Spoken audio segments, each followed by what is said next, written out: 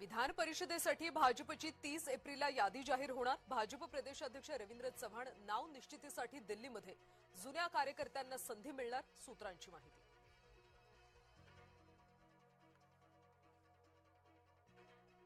महापौर बंगल्याच्या दुरुस्तीसाठी मुंबई महापालिकेची उधळपट्टी। केवळ दुरुस्तीसाठी खर्च करणार तब्बल 3 कोटी। इटालियन मार्बल्स लावण्यासाठी कोट्यवधी खर्च करणार। संजय गायकवाड यांच्या घरावर धडकणार मोर्चा। प्रकाशक प्रशांत आंबी होणार मोर्चात सहभागी। मोर्चाच्या पार्श्वभूमीवर बुलढाणा पोलीस अलर्ट मोडवर।